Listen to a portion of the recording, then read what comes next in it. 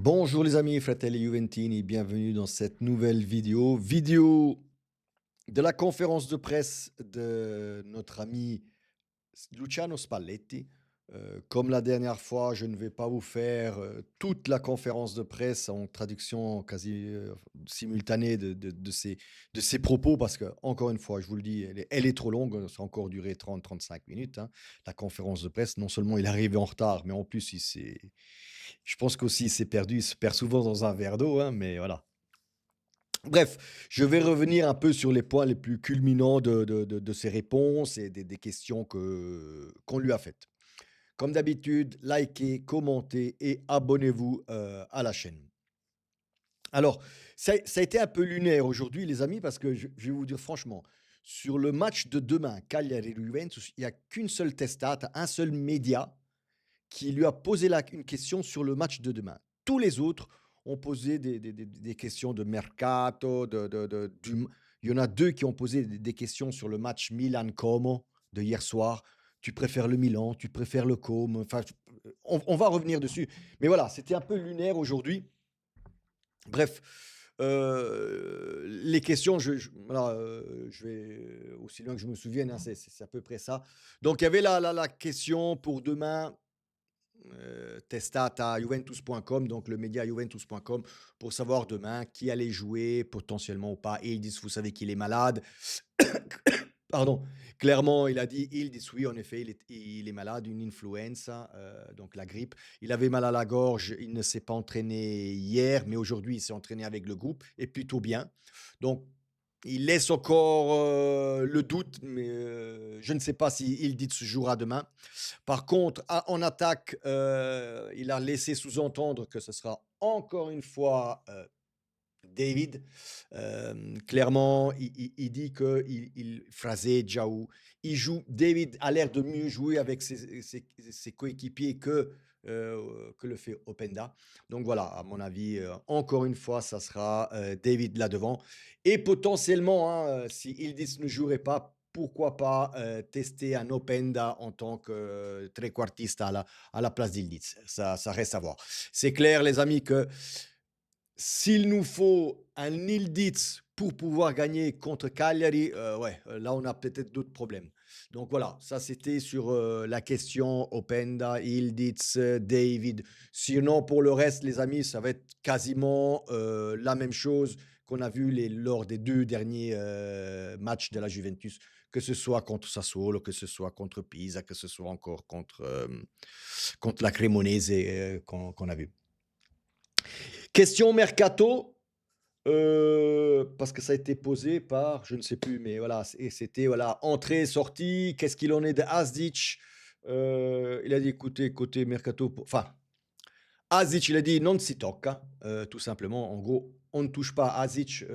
Il a parlé longuement sur Asic, dans le sens où il dit Asic a de gros potentiels, sauf que de temps en temps, Asic se perd dans un verre d'eau. C'est-à-dire qu'il essaye, au lieu de jouer simple, il essaye quelque chose de très compliqué. Il a aussi dit qu'il a excellente dote, donc des tirs de loin, de 20-25 mètres. Il a un tir puissant. Il faut qu'il utilise plus souvent ces tirs-là et d'essayer plus souvent les tirs de dehors. Mais voilà, il dit qu'il faut qu'il arrête de jouer compliqué, qu'il joue simple parce que de temps en temps, il se perd lui-même sur le terrain. Donc voilà. Concernant le mercato, quelque part, il a bien fait comprendre, hein, entre les lignes. Il n'a pas parlé de rôle, de joueur, de quoi que ce soit, ni de Chiesa, ni de Mateta, ni de tous les noms qu'on peut entendre, hein, c'est normal. Mais par contre, il a laissé sous-entendre, quelque part qu'il lui faut, oui, qu'il lui faut quelqu'un en défense,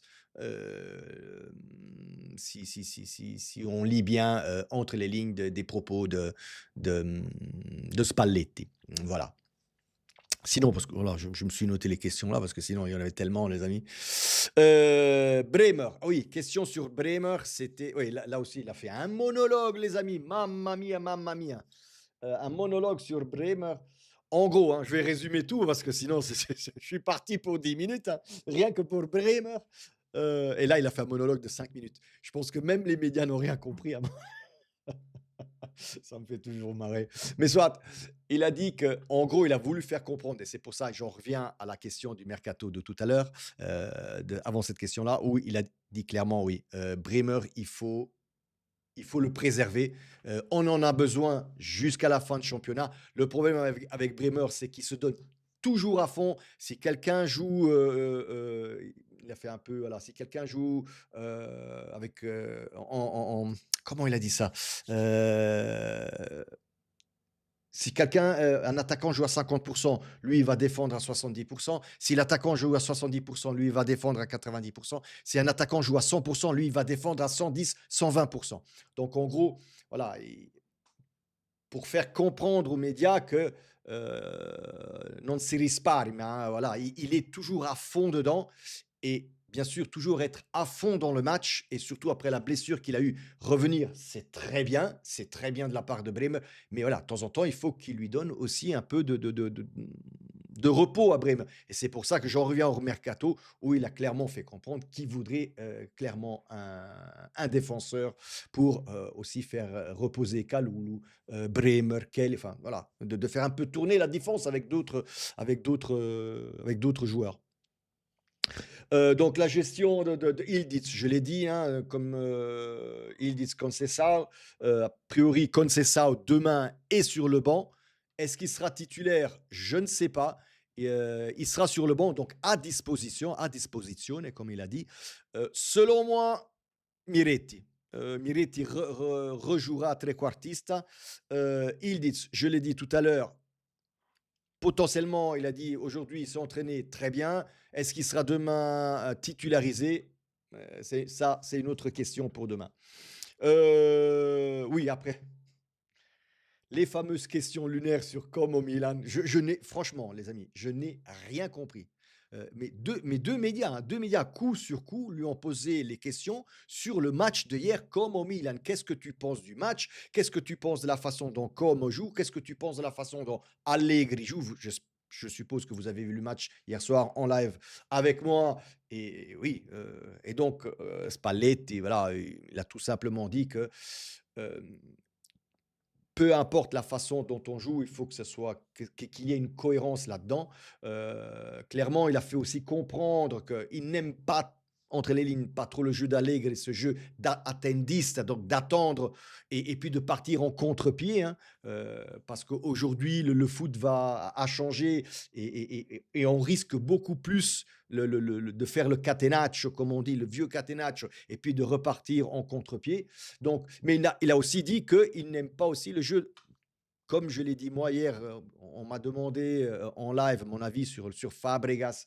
Si j'aimais, j'ai dit pour moi, il va trop vers l'avant et ne prend pas en considération, comme un flic au Barcelone. Et la phase défensive, oui, on verra après. Donc voilà, c'est quelque chose que Spalletti a dit, hein, qu'il n'aime ni l'un ni l'autre, mais voilà, c'est un peu un mix des deux, hein, parce que lui, il dit que quand il faut défendre, voilà, il faut aussi défendre, et quand il faut attaquer, il faut attaquer. Donc il faut vraiment jouer sur les deux tableaux, ce que Spalletti a dit, hein, mais voilà, tout simplement, et puis voilà. Qu'est-ce que tu penses du Milan? Qu'est-ce que tu penses du Como? Si le Milan n'avait pas gagné le championnat, enfin, bref, des questions, pour moi, totalement hors propos, dans une conférence de presse, Luciano Spalletti, Cagliari, Cagliari Juventus. Voilà, donc tout simplement, c'était lunaire pour moi. Et puis une question sur Locatelli. Oui, Locatelli. Oui, une question sur Locatelli parce qu'il y a un média qui lui a posé la question, un peu euh, pas piquante, mais alors, mais qu'est-ce que tu penses de Locatelli en tant que capitaine, surtout par rapport aux rumeurs externes, des tifosi et tout ça. Donc vous savez très bien que Spalletti a souvent litigato, comme on dit, c'est souvent fâché avec ses propres capitaines. Pour le moment, Locatelli, ça va encore, hein. Et donc il lui a fait un peu les éloges. Il a fait un peu les éloges à Locatelli. Il a comparé, attention, hein, c'est un gros mot, hein, comparer, mais, euh, parce qu'il a parlé de Modric, tout simplement. Il a comparé un peu à Modric dans le sens, au niveau des passes. Il a dit, si vous regardez un peu dans le championnat italien, au niveau des statistiques et des passes, ben, vous constaterez que Locatelli est, quasiment là, derrière Modric, au niveau passes réussies, passes et tout. Alors là, je lui donne raison à Spalletti, mais il ne faut pas oublier que maintenant un peu, ça c'est un peu plus maintenant et d'ailleurs on en a parlé en vidéo et en live, en long et en large. C'est vrai que maintenant Locatelli donc est plus, propose plus de jeux vers l'avant, il accélère le jeu, ne garde plus le ballon, 1-2 touches et c'est des passes vers l'avant. Mais avant avec Tudor et avec Motta, Locatelli ne faisait que, enfin quasiment les stats qu'il avait de passes, elles étaient bonnes, les stats étaient bonnes, mais c'était des passes en arrière, des passes en retrait. Et ça m'énervait parce que c'était 3, 4, 5 touches de balle puis pour passer la balle en retrait. Alors oui, quand tu passes une balle en retrait, forcément, tu ne peux pas beaucoup te tromper, hein, franchement. Donc oui, bonne stat, mais pas bonne stat au niveau, comment je vais dire? Quantitatif, mais pas au niveau qualitatif, hein, au niveau numéro, c'est tout, hein. Mais maintenant, ça a l'air de changer. D'ailleurs, on en a parlé en live, on en a parlé dans mes vidéos où je vous dis, on voit un vrai changement de Locatelli en tant que capitaine et ça, je pense que c'est dû à Spalletti, où il propose du jeu vers l'avant. Il y a qu'à voir le 2e but de la Juve face à Cremonese où Locatelli récupère le ballon, une de touche, il voit partir Thuram et il lui donne tout de suite la balle. Un Locatelli dit à Simon, il aurait encore gardé la balle dans défense là pour la sortir peut-être de l'autre côté, peu importe, mais il n'aurait jamais fait ça. Donc voilà, oui, peut-être le comparer à Modric, c'est un gros mot, mais voilà, il l'a comparé surtout au niveau de ses stats. Alors ça, c'était pour la partie Locatelli. Et puis voilà, je pense qu'on a à peu près fait le tour de cette conférence de presse. Euh, il a aussi fait comprendre